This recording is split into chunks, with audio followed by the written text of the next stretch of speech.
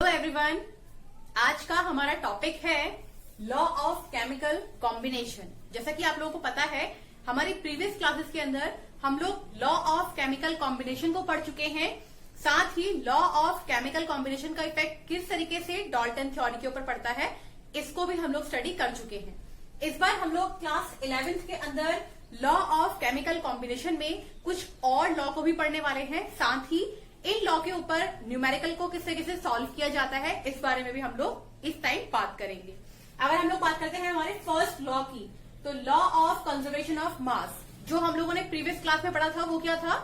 Mass can neither be created nor be destroyed, it can converted to one form to another. यानी कि हम लोग ना तो मास को खत्म कर सकते हैं, ना ही मास को बना सकते हैं। एक बार जो मास इस अर्थ पर डेवलप होकर के आ गया है, उस मास को बस कन्वर्जन करना है एक फॉर्म से दूसरी फॉर्म में। फॉर एग्जाम्पल, हम लोगों ने एक वुड लिया है और उसको बर्न कर रहे हैं। अगर हम लोग वुड को बर्न करते हैं, वुड का अपना एक मास है।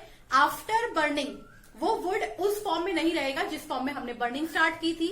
अब वो या तो ऐश में कन्वर्ट हो जाएगा या फिर कन्वर्ट हो जाएगा गैस के अंदर। तो उसने अपनी स्टेट को चेंज कर लिया है। अगर वो कन्वर्ट होता है ऐश के अंदर, तो भी हमारे पास कुछ मास आएगा, और अगर वो कन्वर्ट होता है गैस फॉर्म में, तो वो मास जो हम लेके चले थे वो कहां चला जाएगा? एटमॉस्फेयर में चला जाएगा।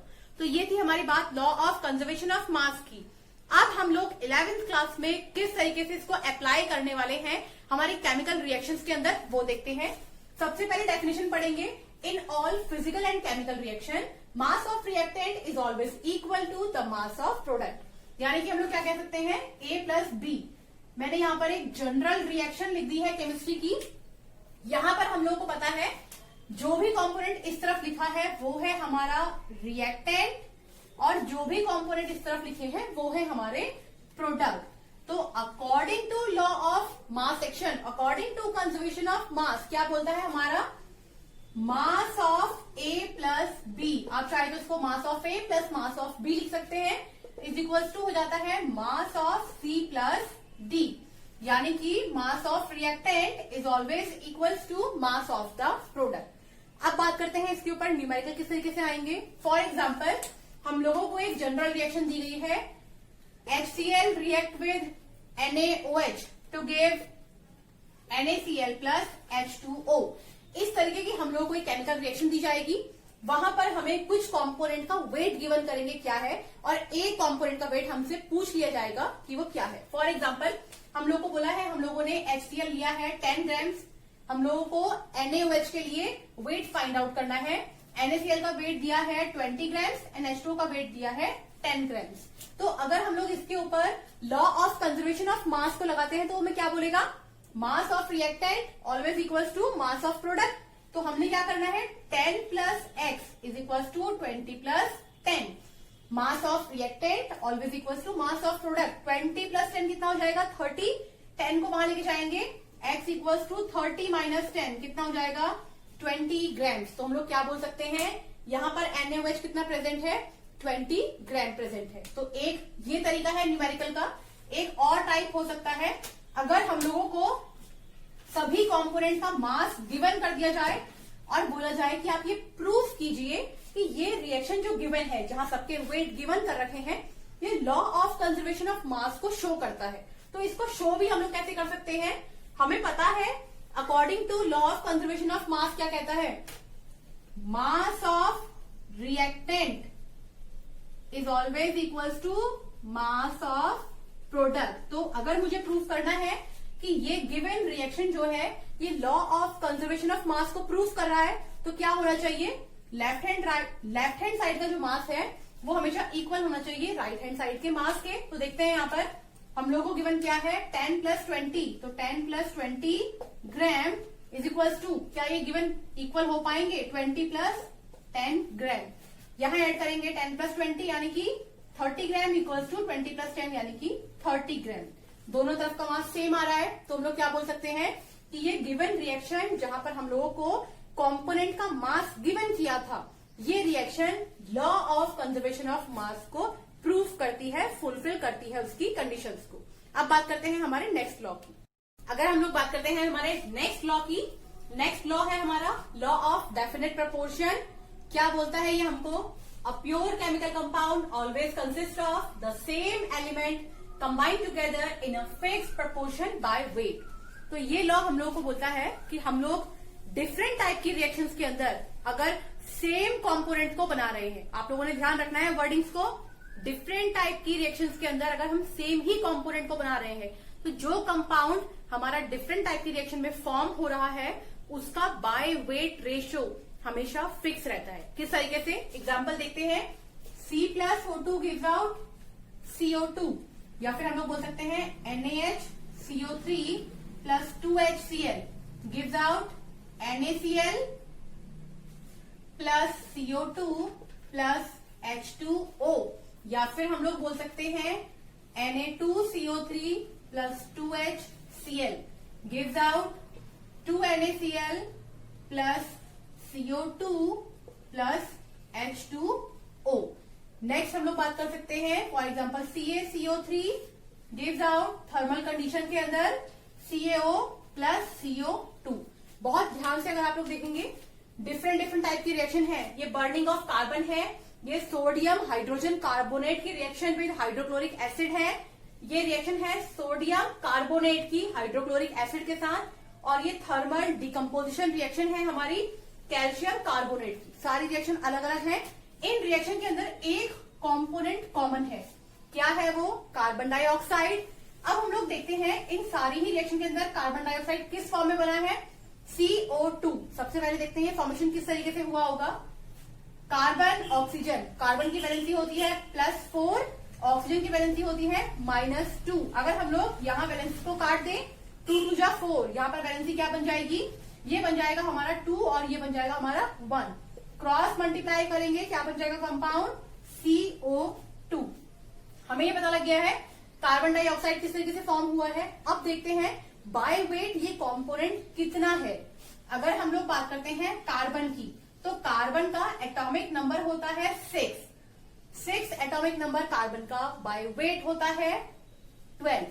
क्योंकि यहाँ पर CO2 में कार्बन के आगे कुछ नहीं लिखा है, 1 माना जाएगा, तो यहाँ 12 की मल्टीप्लाई हो जाएगी 1 से, तो 12 बन जा कितना हो जाएगा? 12 ग्राम। मतलब CO2 के अंदर कार्बन प्रेजेंट है 12 ग्राम। अगर बात करते हैं ऑक्सीजन की, यहाँ पर ऑक्सीजन नंबर में कितने हैं? 2, तो हम लोग यहाँ लिखेंगे 2 मल्टीप्लाई बाय ऑक्सीजन का एटॉमिक नंबर होता है 8 और मास होता है 16 2 जा 32। यानी कि हम क्या बोल सकते हैं? कार्बन डाइऑक्साइड के अंदर ऑक्सीजन बाय वेट कितना है? 32। अगर हम लोग बात करते हैं सिर्फ बाय वेट, तो बाय वेट कार्बन है 12 और ऑक्सीजन है 32, तो बाय वेट रेशियो कितना हो जाएगा? 12:32। लेकिन अगर हम लोग बात करते हैं कि पार्ट्स, कार्बन के पार्ट कितने हैं, ऑक्सीजन के पार्ट कितने हैं कार्बन डाइऑक्साइड के अंदर, तो आपने क्या करना है? इनको डिवाइड कर देना है। ये दोनों 4 के टेबल से डिवाइड होंगे। 4 3 जा 12, 4 8 जा 32। अगर बात करते हैं पार्ट कितने हैं, तो कार्बन के पार्ट यहाँ बाय वेट 3, ऑक्सीजन के पार्ट यहाँ बाय वेट 8। यानी कि अगर रेशो बाय वेट बात करते हैं हम लोग तो हो जाएगा 3:8। इस तरीके से हम लोग और भी बहुत सारी डिफरेंट रिएक्शन के अंदर सेम कंपोनेंट को किस रेशो में हम लोगों ने फॉर्म किया है ये फाइंड आउट कर सकते हैं। ये बताता है हम लोग को लॉ ऑफ डेफिनेट प्रपोर्शन। अब हम लोग बात करते हैं हमारे नेक्स्ट लॉ। थर्ड लॉ है लॉ ऑफ मल्टीपल प्रपोर्शन। पहले पढ़ लेते हैं एक बार इसकी डेफिनेशन क्या है। If 2 element combine to form 2 or more compound, the weight of one of the element which combine with a fix weight. आपने ध्यान रखना है किसी भी एक एलिमेंट की हम लोग बात कर रहे हैं, fix weight of the other in these components bear a simple whole number ratio by weight. यहां पर अगर हम लोग बात करते हैं लॉ ऑफ मल्टीपल प्रपोर्शन की, तो ये हमें बोलता है अगर हम लोग किन्हीं 2 एलिमेंट को, कोई भी 2 एलिमेंट लिए हैं, उनसे नंबर ऑफ कंपाउंड बना रहे हैं, तो जो वो नंबर ऑफ कंपाउंड बन रहे हैं उनमें एक एलिमेंट का जो वेट रहेगा वो तो फिक्स रहेगा, लेकिन जो उसके अलावा अदर एलिमेंट है जिसकी बार बार कंपोजिशन बदलती जा रही है, नंबर बदलते जा रहे हैं, उसका वेट हमारा जो पहला एलिमेंट है उसके फिक्स रेशो में हमेशा रहता है। इसको एक एग्जांपल की हेल्प से समझते हैं। यहाँ पर आप लोग देख रहे होंगे nitrous oxide, nitric oxide, nitrogen try oxide, nitrogen tetra oxide, nitrogen पेंटा ऑक्साइड। हमारे पास नंबर ऑफ नाइट्रोजन ऑक्साइड्स हैं जहां पर 2 एलिमेंट फिक्स हैं, एक है नाइट्रोजन, दूसरा है ऑक्सीजन। पहले हम लोग क्या करते हैं, यहां पर निकाल लेते हैं हम लोग वेट ऑफ नाइट्रोजन और साथ में निकाल लेते हैं वेट ऑफ ऑक्सीजन। तो अगर हम लोग यहाँ पर बात करते हैं वेट ऑफ नाइट्रोजन की, आप लोगों को पता होना चाहिए नाइट्रोजन अगर नंबर में 1 है उसका एटॉमिक नंबर रहता है 7 और वेट रहेगा 14, तो ये हो जाएगा 14। ऑक्सीजन अगर नंबर में 1 है, एटॉमिक नंबर होता है 8 और उसका वेट होता है 16। तो ये हम लोगों को बस याद रखना है, उसके अकॉर्डिंग हम लोग यहाँ पर वेट निकालेंगे। अगर बात करते हैं हम लोग यहाँ पर नाइट्रस ऑक्साइड के अंदर, यहाँ कितने नाइट्रोजन दिए हैं, 2 नाइट्रोजन। एक नाइट्रोजन का वेट होगा 14, तो 2 नाइट्रोजन का वेट हो जाएगा 28 ग्राम। ऐसे ही बात करते हैं यहाँ पर नाइट्रोजन की, यहाँ नाइट्रोजन नंबर में है 1 तो हो जाएगा 14, यहाँ नाइट्रोजन नंबर में है 2 28, अगेन यहाँ पर 2 है 28, अगेन यहाँ पर 2 है 28। तो आप लोग देखेंगे most of the time nitrogen का जो वेट है वो क्या आ रहा है, फिक्स आ रहा है। इसका मतलब जो वेरिएशन आने वाली है वो किस में आएगी, ऑक्सीजन में आएगी। अब अगर हम लोग बात करते हैं वेट ऑफ ऑक्सीजन की, यहाँ नंबर में ऑक्सीजन 1 है तो वेट हो जाएगा यहाँ पर 16, यहाँ पर भी नंबर में ऑक्सीजन 1 है, वेट हो जाएगा 16, यहाँ पर है 3। एक ऑक्सीजन के लिए वेट होता है 16 ग्राम, तो 3 इंटू 16 हो जाएगा 3 6 18, 8 1 4 48। यहाँ बात करेंगे 16 4 जा 64, यहाँ बात करेंगे 16 5 जा 80। तो हम लोग क्या देख रहे हैं, यहाँ वेरिएशन किस में आ रहा है, ऑक्सीजन में आ रहा है। अब हम लोग पार्ट्स के अकॉर्डिंग निकालेंगे कि नाइट्रोजन के पर पार्ट वेट कितना है, ऑक्सीजन का पर पार्ट वेट कितना है। किस तरीके से फाइंड आउट करेंगे, इसको हम लोग as a ratio find out करने वाले हैं। तो हम लोग हेडिंग डाल लेते हैं, यहाँ पर रेशो निकाल रहे हैं हम लोग। तो अगर आप रेशो देखोगे, यहाँ पर नाइट्रोजन वेट में है 28 रेशो 16। अगर हम लोग यहाँ पर सॉल्व करते हैं ऑक्सीजन को, तो ऑक्सीजन यहाँ पर नंबर में है 1, यहाँ पर नाइट्रोजन नंबर में है 2। हम क्या करेंगे, क्रॉस मल्टीप्लाई करेंगे, यानी कि नाइट्रोजन वेट में रखा जाएगा 14, क्योंकि नाइट्रोजन का वेट हम लोग को फिक्स रखना है। ऑक्सीजन को हम लोग यहाँ डिवाइड करेंगे 2 से, 2 डिवाइड होगा 16 तो हो जाएगा 8, तो 4 रेशो 8, मतलब नाइट्रोजन का रेशो है 4 बाय पार्ट, ऑक्सीजन का वेट है 8 बाय पार्ट। नेक्स्ट बात करते हैं, दोनों ही यहाँ पर नंबर में है 1 1, तो जो इनका एक्चुअल वेट होता है वही रखा जाएगा, यानी कि 14 रेशो 16। अब इसके आगे हम लोगों ने क्या करना है, यहाँ देखिए आप नाइट्रोजन नाइट्रोजन नाइट्रोजन दोनों ही रेशियो में 2 2 2 है। हम लोग इनके लिए वेट फिक्स रखेंगे, क्योंकि डेफिनेशन में क्या लिखा था कि एक एलिमेंट का वेट फिक्स रखा जाएगा, तो हमने उसका वेट फिक्स कर दिया है 14, क्योंकि पर नाइट्रोजन, क्योंकि यहाँ पर पार्ट की बात हो रही है, पर नाइट्रोजन वेट जो होता है वो होता है 14 ग्राम। अब यहाँ क्या करना है, ऑक्सीजन जितना यहाँ पर नंबर में दिया है उसके अपोजिट से मल्टीप्लाई डिवाइड करना है। जैसे कि यहाँ पर ऑक्सीजन का वेट दिया है 48, तो जितने यहाँ पर नाइट्रोजन के नंबर है उससे उन्हें डिवाइड करना है। 48 डिवाइड बाय 2 कितना हो जाएगा, 24। नेक्स्ट है हमारे पास 16 4 जा 64 डिवाइड बाय 2, जो यहाँ पर वेट है उससे डिवाइड करना है, तो ये हो जाएगा 32। यहाँ डिवाइड करेंगे हो जाएगा 40। तो हम लोगों ने क्या बोला था कि नाइट्रोजन का वेट हमने फिक्स किया था 14। आप देखेंगे वेरिएशन किस में आ रहा है, ऑक्सीजन में 8 रेशो 16 रेशो 24 रेशो 32 रेशो 40।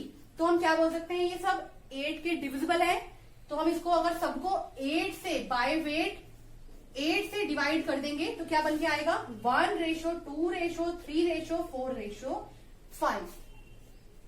तो ये हमारा लॉ ऑफ मल्टीपल प्रोपोर्शन कहता है कि किसी भी एक एलिमेंट के आप वेट को या मास को फिक्स कर दीजिए, उसके साथ जो अदर एलिमेंट है उसका जो वेट है वो एक फिक्स्ड नंबर रेशो में उस एलिमेंट के साथ कंबाइन होता है। ये है हमारा लॉ ऑफ मल्टीपल प्रोपोर्शन। अब हम लोग बात करते हैं हमारे नेक्स्ट लॉ की। नेक्स्ट लॉ है हमारा लॉ ऑफ रेसिप्रोकल प्रोपोर्शन। पहले डेफिनेशन देख लेते हैं एक बार।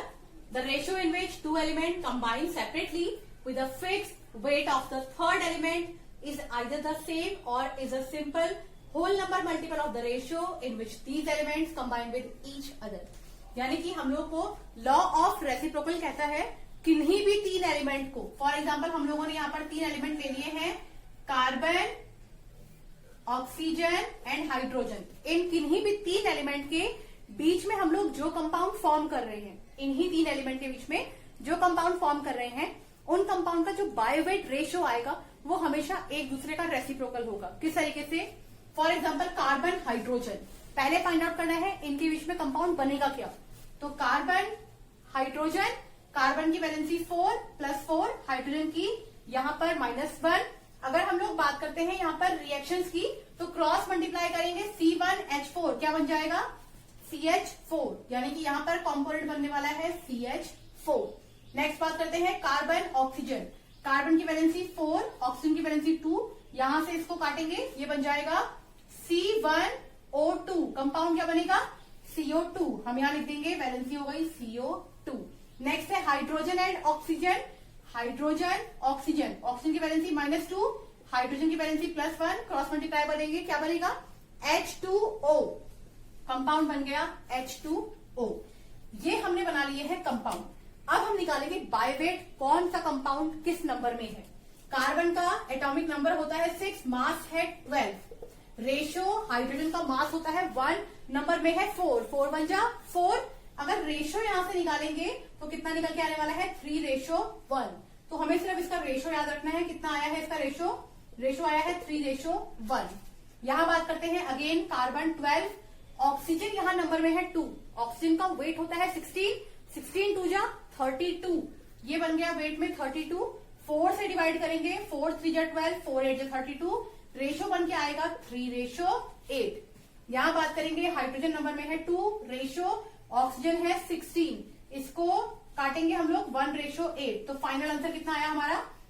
1:8। अब आप ध्यान से देखेंगे, अगर यहाँ 3:1, 3:8, 1:8, तो यहाँ पर बाय वेट जो रेशो में नंबर आ रहे हैं वो कॉमन है हमारे एलिमेंट्स के लिए। अगर हम लोग यहाँ पर बात करते हैं CO2 कंबाइंड विथ H2O, तो हम लोग देखोगे 3:8, 1:8 निकल के आएगा 3:1, जो कि CH4 के लिए है। अगर बात करेंगे CH4 रिएक्ट विथ H2O, 3:1, 1:8, यहां से निकल के आएगा 3:8, जो कि हमारा CO2 के लिए है। अगर CH4 को रिएक्शन कराएंगे CO2 के साथ, 3:1, 3:8 निकल के आएगा 1:8। तो क्या हो रहा है, हम लोगों ने 3 एलिमेंट्स लिए, उनसे जो भी कंपाउंड फॉर्म किए हैं वो बाय वेट अपने से अलग दूसरे का रेसिप्रोकल शो कर रहे हैं। ये बोलता है हमारा लॉ ऑफ रेसिप्रोकल प्रपोर्शन। अब हम लोग बात करते हैं हमारे नेक्स्ट लॉ की। नेक्स्ट लॉ है हमारा गे-लुसेक लॉ। डेफिनेशन है under similar condition of temperature and pressure, temperature and pressure, whenever gases combine they do so in volume which bear in simple whole number ratio with each other and also with the gases product। यानी कि गे-लुसेक law हम लोग को बोलता है by volume हम लोग जिन दो रिएक्टेंट को रिएक्शन करवा रहे हैं केमिकल रिएक्शन के अंदर, उनका जो वॉल्यूम है, वॉल्यूम से यहाँ मतलब है हमारा जो उस रिएक्शन के आगे स्टाइक्योमेट्रिक कॉफिशिएंट लिखा होता है, स्टाइक्योमेट्रिक कॉफिशिएंट उसके मोल्स होते हैं। तो वो जो रिएक्टेंट के मोल्स हैं उन दोनों का जो कॉम्बिनेशन या रेशियो रहता है वो बाय रेशियो रहता है हमारे प्रोडक्ट के स्टाइक्योमेट्रिक कॉफिशिएंट के साथ। किस तरीके से? फॉर एग्जाम्पल हम लोगों ने यहाँ पर रिएक्शन कराई है H2 + Cl2 gives out 2HCl। सबसे पहली बात हम लोगों को देखना है स्टाइक्योमेट्रिक कॉफिशिएंट यहाँ पर क्या है। यहाँ कुछ नहीं लिखा है तो 1, जहां कुछ नहीं लिखा है वहां 1 माना जाएगा। तो हम लोग कह सकते हैं इस रिएक्शन के लिए 1 वॉल्यूम ऑफ H2 रिएक्ट कर रहा है 1 वॉल्यूम ऑफ Cl2 गैस के साथ, और कंबाइन करके हमें क्या बना के दे रहा है? 2 वॉल्यूम ऑफ HCl। तो यहाँ 2 वॉल्यूम, 1 वॉल्यूम H2 ने रिएक्ट करी 1 वॉल्यूम Cl2 के साथ, और हम लोगों को 2 वॉल्यूम ऑफ HCl बना के दिया। रेशो की बात करेंगे, क्या निकल के आएगा? 1:1 रेशो, यानी कि 1:1 हमारे जो रिएक्टेंट है उन्होंने रिएक्ट करके क्या बना के दिया है? हमें ratio-2 प्रोडक्ट बना के दिया है। नेक्स्ट रिएक्शन देख लेते हैं हम लोग। For example N2 + 3H2 gives out 2NH3। बहुत इंपॉर्टेंट रिएक्शन है, formation of ammonia, Haber process की ये रिएक्शन है। यहाँ अगर हम लोग बात करते हैं स्टाइक्योमेट्रिक कॉफिशिएंट फाइंड आउट करेंगे, यहाँ कुछ नहीं लिखा है 1, यहाँ लिखा है 3, यहाँ लिखा है 2। तो बहुत सिंपल है, क्या करना है हमें? 1 volume of nitrogen gas react with 3 volume of hydrogen gas to give 2 volume of ammonia gas. अगर रेशो की बात करेंगे क्या निकल के आएगा? 1:3:2, यानी कि 1:3 हमारे रिएक्टेंट जो है उन्होंने रिएक्शन करी है और हमें क्या दिया है, रेशियो 2 हम लोगों को प्रोडक्ट दिया है। ये मैंने आप लोगों को कुछ एग्जाम्पल बताए, अब मैं आप लोगों को कुछ एग्जाम्पल दे रही हूं, आप उनको सॉल्व कीजिएगा और मुझे बताइएगा कि क्या वो गे-लुसेक लॉ को फॉलो कर रहे हैं या फिर नहीं कर रहे हैं। For example, HCl react with NaOH to give NaCl plus H2O। Salt formation neutralization की रिएक्शन है। नेक्स्ट रिएक्शन हो जाएगी हमारे पास H2, half H2 plus O2 gives out H2O। Next reaction हो जाएगी हमारे पास 2H2 plus O2 gives out 2H2O। ये 3 रिएक्शन मैंने आप लोगों के लिए लिख के दी है। आप लोग फाइंड आउट कीजिएगा क्या ये गे-लुसेक लॉ को फॉलो कर रहे हैं या फिर नहीं। आज की वीडियो अगर आप लोगों को पसंद आई हो तो प्लीज इस वीडियो को लाइक कीजिएगा एंड शेयर कीजिएगा और मेरे चैनल को सब्सक्राइब कीजिएगा ताकि उससे मुझे और इंकरेजमेंट मिले और मैं आप लोगों के लिए और अच्छे और इम्पोर्टेंट टॉपिक ला सकूं। आज के लिए इतना ही, थैंक यू।